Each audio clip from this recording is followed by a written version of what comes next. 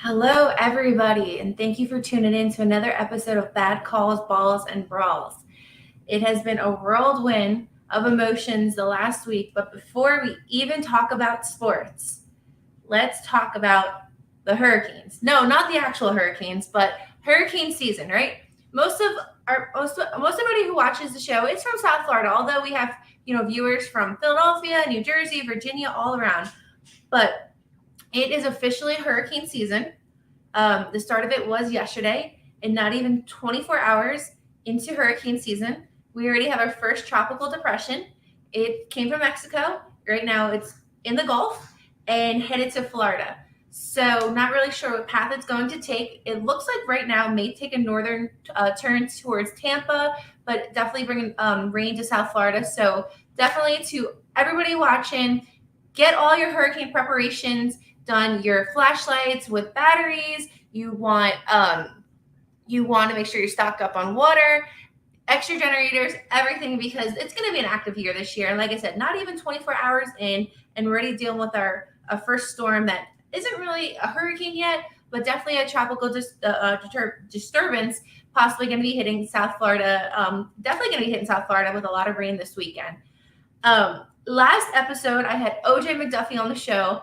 Fantastic episode. Loved having the opportunity to get to meet OJ and learn about him and his time at Penn State and coming to the Dolphins. So if you didn't see the show, be sure to check it. It's on the channel last week with OJ McDuffie.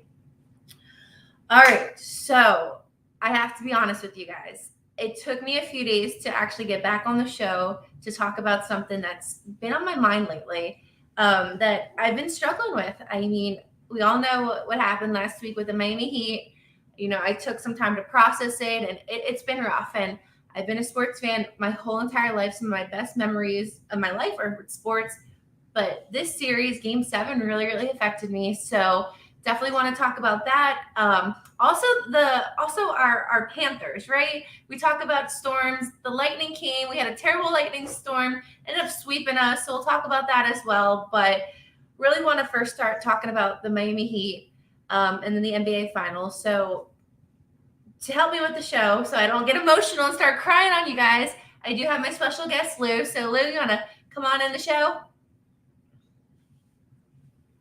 Guys, chat is open, so feel free to drop love or hate. Celtics fans, please keep it down a little bit. We're still a little salty about it. So yes, it's been a few days. We're still trying to all right, first and foremost, congratulations to the Boston Celtics. All right, let me just start off with that. It was a tough series, and I don't want to steal the reins from anybody. So congratulations to the Boston Celtics for being the Eastern Conference champions and playing in the finals in 45 minutes. So where do we start, man? Well, this is like therapy for me. So appreciate you for having me on so I could talk about it, let it out. I still got my Heat towel here, and I'm going to use it to maybe dab some tears, here or there, because what's the makeup though? My makeup or yours? Both. Mine looks all right tonight. You're good. Okay. No, but it's it was tough. Game 7, it's a tough way to go out on your home floor. All right, so let's back up a little bit, right? So we had a great season. We had the number 1 spot pretty much consistent after the All-Star break. We go into the playoffs, and let's fast forward. Game 7. Well, no, Game 6. So Game 6, we're already behind in the series, and everybody had us out, right? Even Draymond Green, Charles Barkley, Stephen A. Smith, they didn't even want us playing Game 6. They already counted us out Game 6. So that did add pressure. I mean, a lot of our players use that as momentum and fuel to their fire, but it kind of dampened the mood to Heat fans, thinking like they're already counting us out. So we go into Game 6, TD Garden, and we win. Amazing. Really an amazing win. The Heat have had a lot of amazing wins in franchise history, but that one was right up there. Something similar happened 10 years ago. Same situation. We were down 3-2 with the big 3, and LeBron had a tremendous game, one of his best games as a member of the Miami Heat. We won that game in the Garden, and we won Game 7 here. So that obviously didn't happen. But I'll go ahead and say that I think Jimmy Butler's performance in Game 6 this go around was better than LeBron's. Those are big words. He, like you said, everybody, and maybe it's because that team had Dwayne Wade and Chris Bosh, and they were like, well, they have a shot to win Game 6, but nobody, as you mentioned, nobody gave us a shot. Nobody. No one. Everyone said, "Who do you have? Do you have Boston or Miami?" Everybody. People were saying that it's over. There's a funeral coming. This is the last game, and so the fact that we went in there and pulled that one out, thanks to Jimmy Butler primarily. Yeah. Big shot by Strus there at the end. Kyle Lowry came up big too. So that was a tremendous game, and we all felt good about going into Game 7. And so Game 7 brings it back to Miami, right? So we're feeling all right, and it's big Game 7. So I have to tell you, besides going to the Stanley Cup, I went when I was way younger, 2000, when the Devils played the Kings. It was like the biggest sports game I've ever gone to. So this is probably the second biggest. So Game 7, and you feel the vibe going into the FTX. And so we went to the game. How did you feel? We didn't really talk about how we felt. How did you feel walking into the FTX that day, going into Game 7? Were you confident? Were you still like on cloud 9? Or are you kind of thinking it was the end? How did you feel going into Game 7? Super confident. I didn't think there was any chance that we would lose. Again, you win that Game 6 in the Garden, and now you're coming back home. It's a winner-take-all game for the right to go to the finals, and we had lost the last 2 games we played the Celtics in the series. So the chances that we're going to lose 3 games at home, I just didn't see that happening. And, we didn't get off to a good start. So let's talk about that. Yeah. Started the game, and the vibe was a little off, right? At one point, we were down by 17 points. Correct. And, there was some controversial calls, and we'll talk about that a little later. And obviously, I'm going to bring up the Strus call. But it was just the one thing that really ticked me off was the missed free throws. Right. Game 6, we were like, if I'm not mistaken, I think we were perfect on the line. Maybe missed 1. But Game 7, we missed like 10 right off the bat. Yes. That was terrible. Correct. We're down 15 points, 17 points in the beginning of the first quarter, and 15 points at the end of it. And just we're playing from behind, playing catch up the whole time. To your point, the missed free throws were huge. Yeah. And even more so as a 3. We just couldn't consistently hit the 3-pointer this series, and it came back to bite us in the ass. Sorry, I can't say that. No cursing on my channel, man. It came out to bite us. There's plenty of words we can use. And right. We just could never recover from that. Okay, so more of that game. We obviously know Strus' shot, and we came back in the 4th, right? The vibe was there, came back. Well, let's talk about Strus' shot, because again, I'm not going to complain. The Celtics. They won fair and square. That's one thing. We're not here to be crybabies and say, oh my gosh. And we're not going to bring up the injury thing either. They were injured as well. Yeah. So not going to say that. But the Strus call. Yeah. We're sitting there. It was a 6-point game. Yeah. All right. Robert Williams gets fouled, and he goes to the line, and he's going to shoot 2 free throws. And before he touches the ball to shoot, Mike Biamonte, our great PA announcer, comes on and says, this Max Strus 3-pointer. It's been under review or something. No, not under review. They had already changed it. Rechanged it, yeah. And this is a play that Strus hit that shot about 10 minutes in real time and about 6 minutes in game time in the game. And so now they've reversed it, and Robert Williams is at the line getting the ball to shoot 2 free throws. He makes them both, and now a 6-point lead goes to 11. One shot. It was a 5-point swing. We were kind of making a run. We were treading water from the beginning there. We were making our way back into it, and that was a big blow. That was a game, changing moment. I agree. So that hurt. I'm not blaming it. It happened in the 3rd quarter, so it wasn't something that could have changed the last minute or 2 of the game. But they got to do something about that. That's just there's no way you can have a momentum. They said they're going to make that into like a case study, but you don't you do that for a regular season game. You don't do a case study. Game 7 of the Eastern Conference Finals. Like, this is not an experiment. So that was that one thing. So let's fast forward. Last minute of the game, we actually closed the lead, right? And we're in this. We're like, okay, this is decent. Then a decision is made. I'm not really sure by who, but I kind of think it was one man who made the decision with the shot.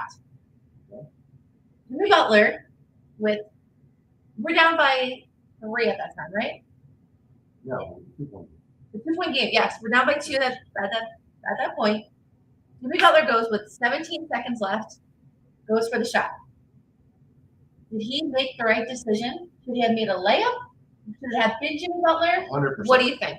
First of all, again, we're not in a position in that game unless Jimmy Butler is doing what he's doing. Okay. So free reign, he had made that similar shot, Yeah.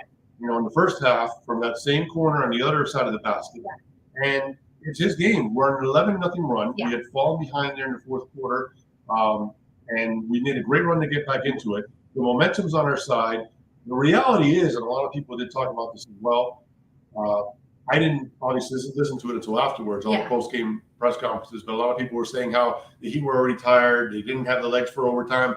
Jimmy said, forget about all that. Yeah. I'm going for, a big shot now. Yep. If he makes that, the Celtics probably call timeout. But at this point now, you've given up not only, it would have been a 14-0 run, but the Heat would have had their first lead of the game on that shot. And Boston would have had to look at themselves in the mirror thinking, what have we done here? Yeah. And the pressure's all on them. And we had no timeouts. We had no timeouts. Yeah. However, they're more than likely, given what just took place, not going to settle for the last shot. They're probably going to take a shot. There was about 16 seconds left when the foul was committed. So they would have probably gone down and looked for a first big shot, but it wouldn't have been ISO to leave Jaylen Brown or Jason Tatum settling for the last shot. They were probably going to get a quick shot, make or miss, and give himself another opportunity. So I thought Jimmy made the absolutely right call. I have no issues with it. And again, he doesn't have to apologize for anybody, to anybody, for taking that shot. Exactly. So we end up losing, right? And it's no excuse. I mean, it happens. We both took it really bad. Yes, I'm still taking it bad. It's tough. I can tell you guys on a personal note, like we were at the game and we couldn't get off our seats. Like we were just processing it. And we didn't go that far just to go that far. And obviously nothing's guaranteed, but we really, really wanted it. And I really, really, really, now that we knew the opponent was Golden State, I really, really wanted a jab at them. I really feel like we would have given them a run for their money. And so, and then after the game, Kyle Lowry did make a comment that it just didn't sit well with me. Kyle Lowry said the season was a waste. Okay. We went through a lot this season, right? We went through a lot of injuries, COVID, a lot of tough games. Bam was out for 6 weeks. Bam, so we had a lot of action from Dedmon and Yurtseven and a lot of injuries. Markieff Morris really never recovered after that hit from Jokic. Never really, came back from that. But then a lot of good came out of this season. We had a lot of guys who Pat Riley and Eric Spoelstra, trusted and brought up. And I'm going to say Strus, of course. Gabe Vincent, Caleb Martin, Yurtseven got playing time, Dedmon. And then Victor Oladipo, we were patient with him, right? We didn't just throw him back in the fire. We let him get the time he needed to recover. And, of course, Tyler Hero had great games. So a lot of good has happened. But for Kyle Lowry to say that it was a waste of a season, I'm struggling with that. I don't think it was a waste. I think it was a growing season. Granted, we didn't get the outcome that we wanted to. I would have loved the Eastern Conference Championship. Of course, the finals would have been better. But obviously, we don't win any of that, and we have really nothing to show for the season. So I can see both sides. Just to say it was a waste, I don't feel like it was a waste. We grew a lot. We had great moments. And we had a great time. Yeah. We went to a lot of great games this year. My favorite personally was Chicago, when we saw them out there against the Bulls at the United Center. But even just so many great memories were made at the FTX this year. To say it was a waste, I don't want to say it was a waste. Okay, he didn't say it was a waste. He said it was a wasted opportunity, a wasted year. Waste is a waste. Okay, but it was a good season. However, you're talking about a team that less than 2 years ago. People say it was 2 seasons ago. It wasn't, because the bubble took place in September, October. So less than 2 years ago, this team was in the finals against LeBron James and Anthony Davis. And, we had a couple injuries on our own. The Dragon, Goran, and also Bam were hurt in that series. So we were there 2 years ago. And this is a chance to validate that. And I still think it was, because we fell one game short, one possession short of making it back to the finals. But what Kyle's saying is this: that same core came back. I know we lost Jay Crowder, but we picked up Kyle Lowry, champion, PJ Tucker, defending champion. PJ was awesome this year. So much PJ fun. was amazing. So when you look at that, and then also the fact that Tyler Hero had a breakout season, that's what he meant. He said it was a wasted opportunity to really compete for a championship, and we'll never know, because we won't get that chance. Now, you did mention that what we would have done against the Warriors. I don't know if we would have competed as much as against the Warriors. I think, the injuries took a toll at the end. Yeah. Tyler probably would not have been available. And we'll mention that again. We'll wrap up Game 7. Yeah. But Tyler probably would not have played in the finals. In his finals. Yeah. It takes He's banged up. It takes 2 to 4 weeks for the recovery. It's the reason why Chris Middleton never came back for the Bucks. And so I don't think Tyler would have come back. And he's pretty much our best 3-point shooter. And you're going against the kings of 3-point shooting in the Warriors. Yeah. It would have been tough. It would have been, in my opinion, a 5-game series against the Warriors. You think we only would have got one from them? I think we would have done it. I just feel like we came so close. Essentially, we were 5 games away from the championship, right? 5 games away from being NBA champions. So that number is just so small when you compare it to the season. And fun fact, Game 7 was actually the most watched conference finals game in 4 years. There was 12.1 viewers watching that game. So yeah, which I got to tell you, is amazing, and it's a testament to the fact that first of all, the Celtics they're great teams, and they've met in the conference finals. This is now their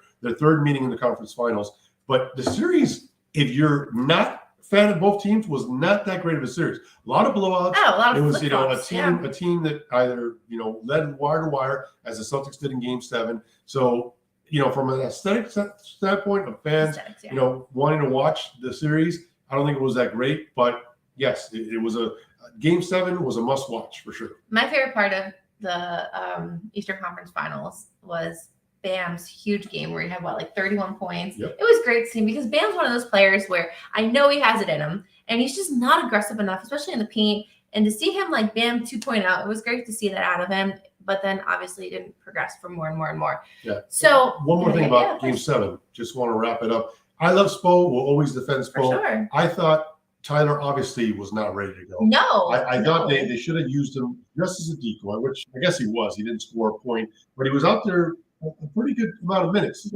while he was there. I thought he just should have come out just to get the fans into it, and he was brought in and not an opportunity for the fans to really stand up and give him a standing ovation. The fans in general, we didn't have a chance to get up and cheer throughout that game because we started off in such a big hole. But I thought Tyler should have been used for that. And then I think that Duncan should have been given those minutes. Duncan did not have a good series, didn't shoot the ball well, but I thought maybe Game 7 would have been his opportunity, but he never got it. He never got it. 2 threes from Duncan could have made the difference. Absolutely. Yeah. 2 threes from him or anybody else. Anybody else. Another guy that I thought could have made a difference, and not for the legs on Jimmy's last shot. I'm talking about Caleb Martin. Caleb Martin should have come in and had a chance to, make a defensive play, get a breakaway dunk that he, just to rally up the crowd. So I thought if Caleb come in just to give Butler a quick break, I thought it would have made a difference. But besides that, we made a run back in the game. We had an opportunity to win it, and we just fell short. So interestingly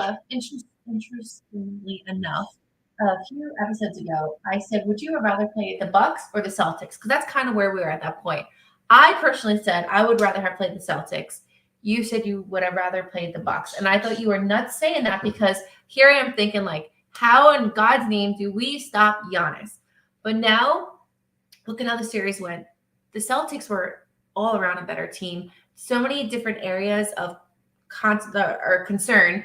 And, Giannis is one player, and he would have been a problem with anybody. But Boston had so many different areas of problems. Tatum was just one. So, again, we're not here to say, we're mad about it. We're upset. But it is what it is. We're not blaming on any calls or anything. And we look forward to the future. And obviously there's going to be some roster moves in the offseason. Some of the talk that they're saying is that maybe we might make some space to pick up another superstar for Jimmy because maybe that's what he needs. So I don't know if there's that space to be created. Yeah. We got to give Tyler his money. I think he's due for a rookie contract and maybe a little bit beyond that. But, you got to keep Tyler here on the team. You got a couple veteran players in Kyle and PJ Tucker. They're both under contract. Kyle is. PJ's got a player option, which I fully expect him to come back. I think where we need to make a change is just get a little bit, stronger inside, a little taller. Okay. So maybe adding another big body. Maybe Morris is that guy. He doesn't have the length that we're maybe looking for, but we need somebody else to help Bam out to, secure rebounds. And so he's not just focusing on being the one lone defensive presence in the lineup. So I think we got to address the size roster issue. outside. And then Duncan Robinson, you paid him a lot of money and he didn't play. He didn't play He came in because Tyler was hurt, but he was relegated to the bench for the biggest moments in not just this series, but in the last series as well. He had a huge game against the Atlanta Hawks, game 1 to open the playoffs, and then he didn't do much after that. Yeah. And you cannot play a guy $90 million to be a bench player. Mm-hmm. So, as much as I love Duncan, he's had a lot of great shots for us over the years. There's going to have to be a decision made on him. But Sniperson. Yeah, pretty much. But look, the Heat, they've done this so many times. Mm-hmm. I mean, this one just hurt though. Like no, I know. What I'm talking about, how they bounce back and how they reinvent the roster and how they recreate themselves. Yeah. I've been seeing this team since the inception. And we had a great run there with Tim Hardaway and Alonzo Mourning. We traded Glenn Rice, which was our first superstar, for Alonzo Mourning. Then he obviously drafts Dwayne Wade to bring in Shaquille O'Neal. Then he got the big three, and now he's got the Jimmy Butler era. Yeah. So, Pat Riley knows exactly what he's doing. I trust that. It's Pat Riley, and then, Andy Ellisberg, Adam Simon. You trust those guys, the way they develop our players, the way they, every roster, every GM looks at, our roster and says, who are these guys? Where and our bench too. Like it's the whole thing. It's our whole roster, 1 to 12. We're always going to have guys that make a splash and have people scratching their head. How do we let that guy get away? How do we discover that guy? And it's because, like I just mentioned, the guys that are getting it done.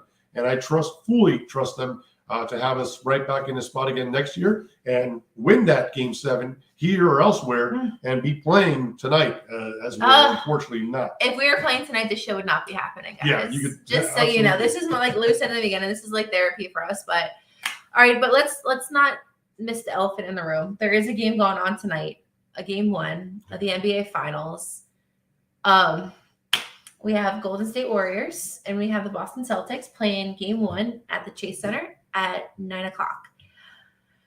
Who do you think? I mean, before I ask you that, I'll tell you my prediction. We have Clay, we have Steph Curry, Draymond Green, and they had a great run in the West, and then we obviously know what the Celtics are about. So I think it's going to be the Warriors. I think Steph's going to be very, very, very hard to contain. I think, and plus the Warriors have had more time to rest and practice and get ready for this. Not that ever really means a difference, especially this deep in the season. So I think that it's going to be Warriors. Okay, all right. It's funny. I tried to ask you about that earlier, and you were like, "No, you have to." Because you can't know my script, bro. You're copying up my answers. All right, so you didn't show your card. So I also think the Warriors are going to win. 9 and 6. I think it's going to be 7. Okay. I think it is going to be a closer series. Both teams are healthy. Actually, Dayton and Iguodala and Porter are also. They all got cleared for the Warriors. So it looks like both teams are going to be at full strength. And because it's the finals and it's coast to coast, there's 2 days off instead of just one in between travel days from city to city, which they're going to be doing. If it goes 7, will be done 3 times. So I think that's going to buy time for players to play at their best. I will say this, though, and the reason why I'm picking the Warriors and why I think that it could be in 6 games, like you said as well, is because, the Celtics, they gave us opportunities to stay in that series, and we did the same to them. There will not be any breaks against the Warriors. They're not going to have off nights, is what I'm trying to say. No. The Celtics had off nights. The Heat had off nights, and that's why that series went back and forth the way it did. Yeah. The Warriors are not going to shoot 7 of 45 from three-point land. They're going to be consistently correct. They're going to be consistently making their shots, and then it just becomes a battle of how they're going to stop Tatum. How to stop Tatum, but also how the defenses are going to pick up and how they're going to dictate the game, and how those refs are going to call the games. Let's be real. The refs have calls. There's been some controversial calls throughout the season. So I think obviously there's a lot riding on the Warriors. I know that they've been there before, but they haven't been there in 2 years. And when they were last there, they had Kevin Durant on that team, KD. and he was coming back from a Achilles injury, and he got hurt in that series after making that tremendous comeback, and he was out. And then Klay Thompson went out with an Achilles injury. So, they have to overcome that. They're going to be, when that ball gets fired up tonight, they're going to have that memory fresh in their mind. And, that's going to be. But how really healthy is Horford and Smart? And everyone's coming with injuries. I mean, no team is 100% healthy right now. We have to be honest. Well, I'm talking, but with the Warriors, I'm talking about from a mental standpoint. Oh, yeah, okay. The fact that, the last time they were there, they had catastrophic things happen to them. Yeah. So, and then also there's talking about mental thing, Stephen Curry is going to be he is already one of the best players to ever play. He's so good. And yet in their 3 titles, Iguodala won an MVP and Durant won the other 2. He's got the pressure on him because you cannot be, the top player of all time and not have in this round, the money round, the Finals MVP. Yeah. So Agreed. You don't. If the ball gets thrown in the middle between Klay Thompson and Stephen Curry, Curry might grab that ball from him and try and score just to get his ranking there for the Finals MVP. Maybe. So there's a lot of mental things that need to be addressed in this series, but I'm going to go ahead and say Warriors in 7. Yep, I said Warriors in 6. I know some of the Heat fans reached out to me and like, Ash, are you going to watch the games tonight? Yeah, I'm salty about it, but it's still basketball. It's still the finals. I still wouldn't miss it, but I understand where the Heat fans are coming from. We're still hurting about it. So if you don't watch, I'll be sure to tweet some updates about it. But, best of luck to both teams. You guys have deserved it. You had great run in the playoffs and made the best team win. We will watch it, and we are going to torture ourselves, just like we tortured ourselves watching the Celtics receive the trophies after Game 7. You wanted to leave, and I was like, no. No, I didn't. Well, you were kind of like, what are we going to do? I'm like, no, we're just here watching. No, that's so not true. I did not leave. No. You got up at one point, and you were like, picking my shorts out of my. Okay. Well, either way, it's important to sit there and watch it. Fun fact: the last time I saw a title go to the other team in the FTX, at that time American Airlines Arena, was Dirk Nowitzki with the Mavs, and he came back and won the next 2. So I'm just saying. But it was tough to watch the Celtics get those trophies, which were all named after Celtics, by the way. Yeah. The Bob Cousy Eastern Conference Championship trophy, and then the Larry Bird one. The inaugural Larry Bird Eastern Conference Finals MVP award. Right. Celtics. So that was tough. All right. No Sorry. more basketball. I know. I told myself, we're only going to talk about this for 10 minutes. And literally, we've been talking about this. Okay. Are you done? Do you feel better? No. It's the I feel better right now. Right, when I turn on the TV and see the Heat aren't playing, I'm going to go back to feeling sad. That, you guys know, usually I'm in my sports gear. I have to try to. Well, Top Gun. Okay, yeah. So we'll talk about that in a second. But we also have another big game going on tonight. Besides the NBA Finals, we have the NHL. Last night, the Rangers and Lightning had a great game. Rangers ended up winning, so that series now 1-0. And then we also have the Avalanches and the Oilers, with the Avalanches leading that series. Avalanches. Colorado and the Oilers. That series is 1-0 Colorado, and they play Game 2 tonight. So big elephant again in the room. There's all these elephants in the room besides us. I'm the elephant. Okay. Well, the other elephant in the room, our Panthers. Oh, my heavens, right? So we get through the series with the Capitals, and that wasn't an easy series, right? That was a tough one. And then we go into the series against the Lightning, who have had experiences being in Stanley Cup. They know what they're doing. And we knew it was going to be even harder than the series against the Capitals. And what happened? We get swept, right? So here nor there, there was a lot that went wrong with those games, and I had a feeling that we weren't going to be able to go past them, but I didn't think the sweep was going to happen. But moving forward, the future is bright for the Florida Panthers. I highly recommend you guys get out to Sunrise. The BB&T, FLA Live, where they play, is a fantastic arena, probably our favorite down here, compared to all the other arenas and stadiums. Coach Brunette does a fantastic job with the team, a lot of young talent, old talent, and it's a great organization. So even though we didn't get the outcome we wanted this year, and we had high hopes for the team, it was still a great season and definitely a lot of fun going there, and support Coach Burnett and the boys moving forward to next season. And see what happens. We're still waiting to see if Coach Burnett's going to get the interim tag removed. He should, in my opinion. However, that's still an issue. So that he's actually a finalist for Coach of the Year. I'm not sure that was announced yet. Yeah. He is a finalist. So I think they're waiting to see what happens with that trophy, because you don't want to just fire a coach that could potentially or not retain. He's an interim coach, so they may not renew his contract. I would is a way to say it. Yeah. So they're waiting to see that, but that's a big subject. And then to your point, it's difficult way to go out. They had the best record, won the President's Trophy, top record in the NHL, and then to go out and go out to a rival across the state and then get swept. And it's very disappointing. It was a disappointing way to go out. They didn't really compete in the series at all, and they kind of played that way also. They played with fire against the Capitals. And they lost the gas almost. Yeah, they had to. Well, they had to come from behind in that series, and unfortunately, they couldn't, turn it back on the way they did in the regular season. They scored 4.1 goals per game during the regular season and only 2.3 during the playoffs. So a drastic reduction. And then 1 of 31 on the power plays. I mean, they just terrible. Every time they had a guy get in the box for a power play penalty, they just couldn't capitalize. Do they know power plays is when they have the advantage? It's like that's when you really need to get on the horse and make some moves. Unfortunately, they did not know that because they didn't. They couldn't score, and it's real unfortunate the way that they're using. So, do you have a prediction? Do you have so with the 4 teams left, we have the Lightning, the Rangers, the Oilers, and the Avalanches, not the Avalanchers. Do you have a prediction? Do you have a? I'm gonna I'd want just for the hockey world. Maybe the Rangers. Okay. I think a lot of people don't want to see Tampa three-peat. Tampa's got enough success going on lately. Yeah. We don't talk about Brady.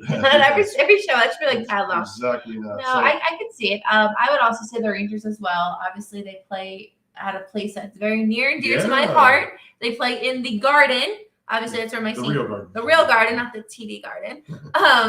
And that's obviously where my St. John's Red Storm play. So it's a very near and dear place to my heart. And obviously, I grew up with a lot of Rangers fans. It's a team from back home. So look, the Rangers are one of the original 6 franchises. Like you just mentioned, the Garden is an iconic, maybe the most iconic venue in the world. So anytime you have games that mean something, in this case, there's not a lot of trophies out there that are more regarded than the Stanley Cup trophy. If the NHL world can get Rangers in the finals, that's a big deal. The Stanley Cup finals. On the other end, the Avalanche might be my pick.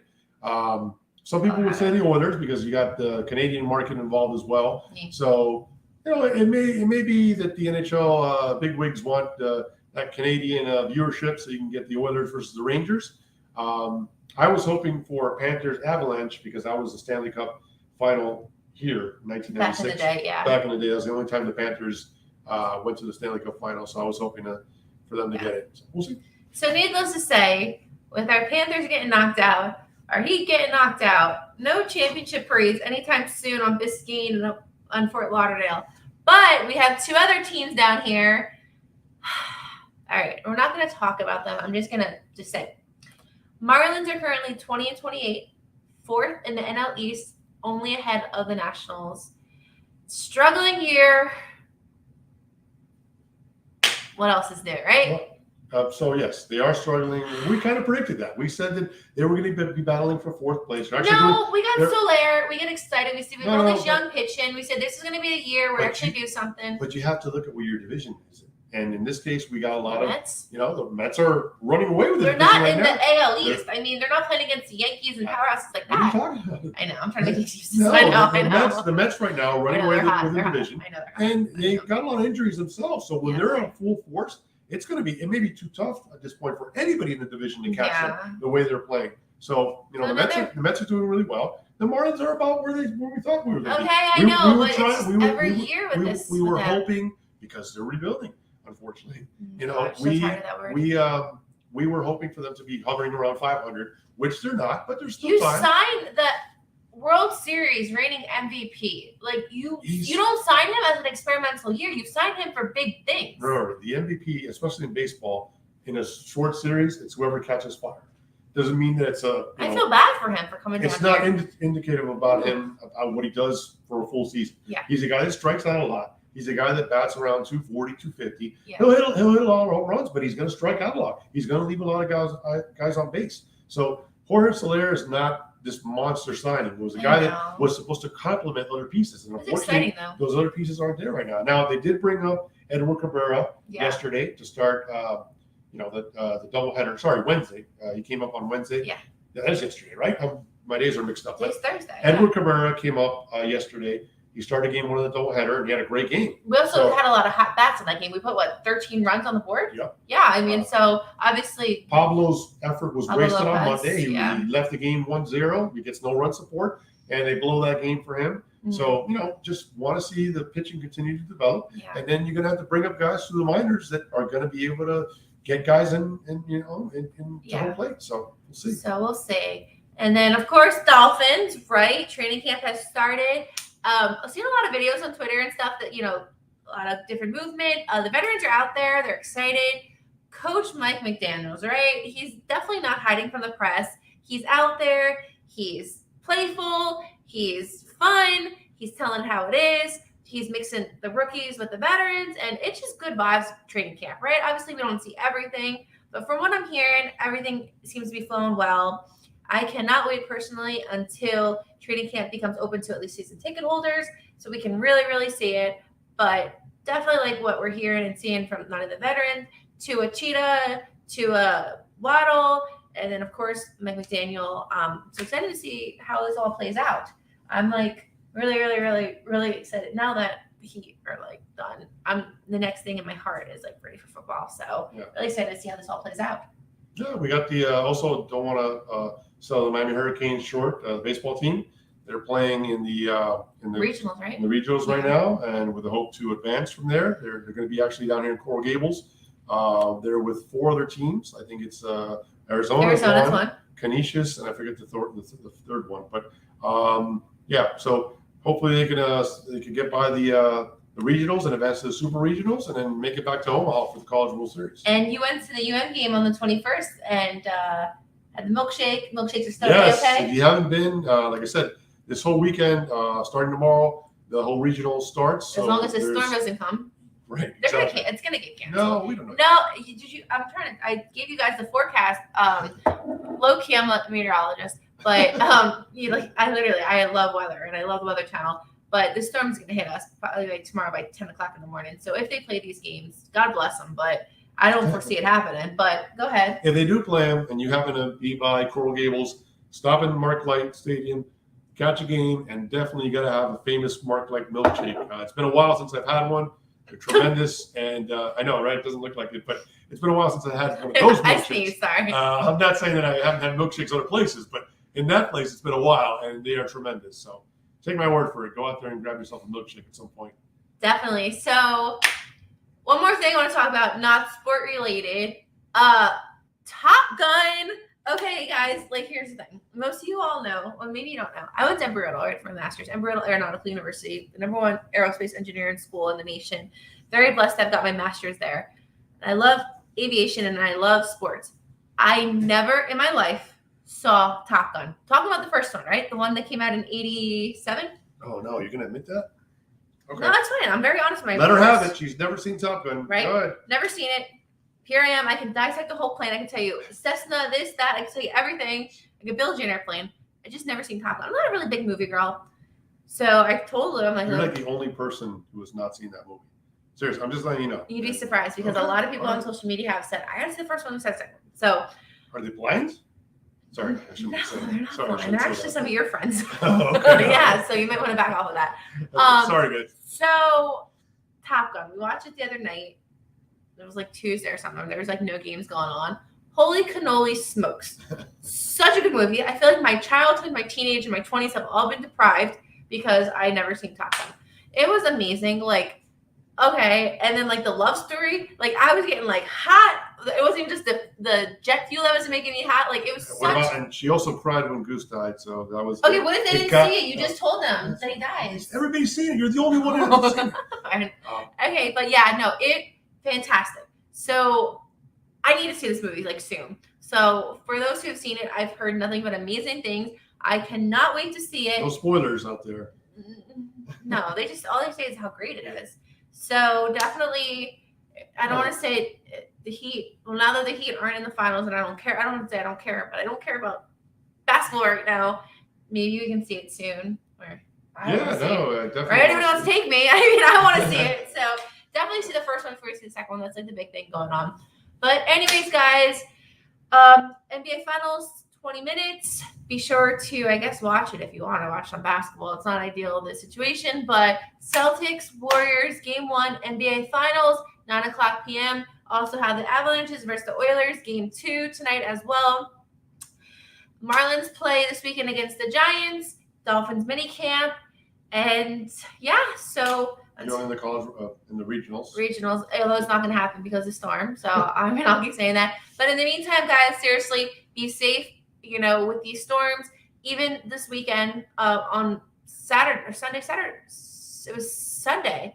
A storm came through Miami Beach where we live, and it was just a regular storm, but it was pretty bad. Actually uprooted one of our oak trees here, the whole sidewalk. Lifted up completely, this monster tree. So guys, please, please, please be safe. Even if you're not in the path of the storm, have all your hurricane supplies. Don't be last minute. We went today trying to get supplies. Everything's very limited, running out. And even if it's there, it's so inflated. Oh my gosh, forget the gas prices. Milk's over $5 right now. So just get your supplies, be safe, and be prepared. If they're telling you to evacuate, go to higher grounds. Like they don't just say this to raise the alarms. Be careful because you never know the power of Mother Nature, and it definitely can't be overlooked. So guys, be safe in the meantime. And report anybody who's doing any price gouging. Some people will buy these water cases and then try to resell them somewhere else. Ridiculous. That's a punk move. Don't do that out there. Definitely, guys. So in the meantime, stay safe. I guess go Warriors. Right. I mean, see a good series. That's what we want. Yeah, go Warriors. And next weekend or next episode, you're gonna have a full weather report and a Top Gun movie review, right? Forget sports, guys. It'll be like a fashion show, weather report, movie report. I'll tell you what Post Malone's dropping, do some food tasting, wine. So switch up the episode. I'm just kidding, guys. Facts. Definitely no. Well, we're going to, obviously my show is, and thank you all again, always for the support. The shows have been fantastic. The special guests that I've had on, thank you guys all for being, but especially you for tuning in. You mentioned last Saturday as well. I did. I talked about that again with OJ McDuffie. No, the Saturday, the events. Saturday. Oh yeah, last Saturday. Shout out to Ali, Dolphin in the Southwest Dolphin. Yeah, who Southwest Dolphin fan club. We had an amazing event, Sustainable Island, probably 100 people, where we just had a beach bash, and it was just so much fun. It was so great to see everybody in the off season, and we just barbecued and we danced and we drank, and it was just such a good time just to see everybody. And we're really excited about this season. We talked football, and we're just really excited, and we just met each other. So it was like kind of good just to see each other. So definitely looking forward to that.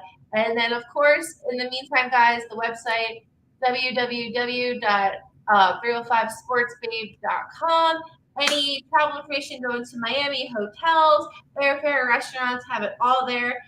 Reach out to me if you need any questions. I'm more than happy to help you plan your trip down to South Florida. I've been living down here since 2008 and definitely have some great recommendations so you're not stuck in the touristy things. I'm more than happy to help you with anything. So until next time, bye guys. Love.